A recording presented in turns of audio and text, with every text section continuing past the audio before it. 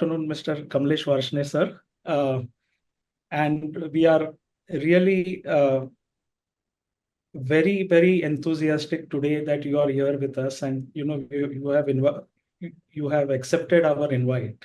I think it means a lot to us as an ARIA and the fraternity as well.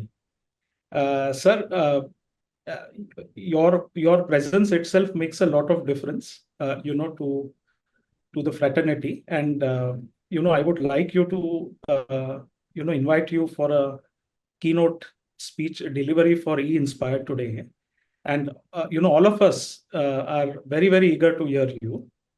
After the keynote speech, we will have a Q&A which we will have together on what we call as a fireside chat.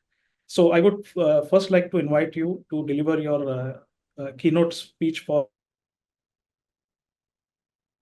It will be wonderful to hear you, sir. Thank you, Vivek. First of all, thanks to ARIA for inviting me to share my thoughts. I'm just 1 year old in SEBI, as Jay had given the introduction that I had joined in the month of September last year. So if I look back the 1 year journey that I have had, some of the things that you feel proud of is surely that one item that we have addressed about investment advisors and finfluencers, what you call it.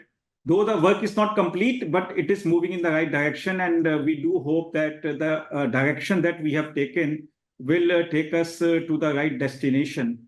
So, and my personal, why it is a satisfaction to have traveled this path in this 1 year is the tremendous support that we got from ARIA and the team that we have in MIRSD. It is because of the efforts of both ARIA and team MIRSD that we have been able to achieve a lot of progress in last 1 year. And I can see that a lot of the long pending demands of investment advisors and research analysts, we have tried to address in the board meeting, which happened on 30th of September.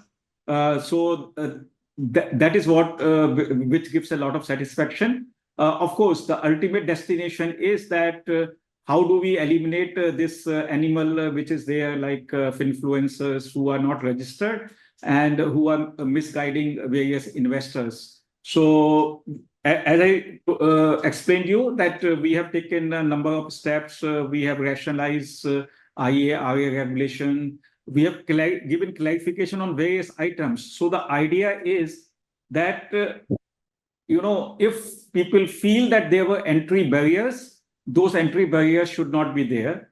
And anybody who wants to register as IA or research analyst should not have much difficulty in trying to get registration and keeping its registration in good shape, so long as he complies with the various terms and conditions. So that we have tried to address. And also we have rationalized fee structure, client structure, all those items we have tried to address, given clarification on various items where there was lack of clarity, so that people know what they are supposed to do, what they are not supposed to do. And for that purpose also, we have tried to address various issues. The separate administrative body has been formed, which is BSE, BASL, which is an arm of BSE, so that, we at SEBI, we don't have that much time that we do day-to-day administration, registration, supervision. So that part has been delegated to BASL, and that would also put into a structure a good mechanism to regulate IA and RAs.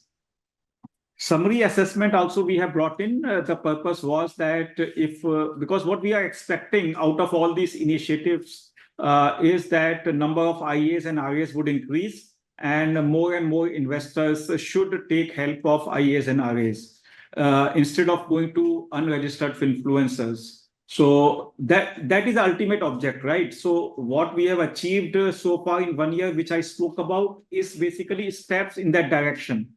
So ultimately, whether we are successful or not will be tested when we are able to increase the number of registered investment advisors and research analysts and reduce all that unregistered influencers numbers on social media platform.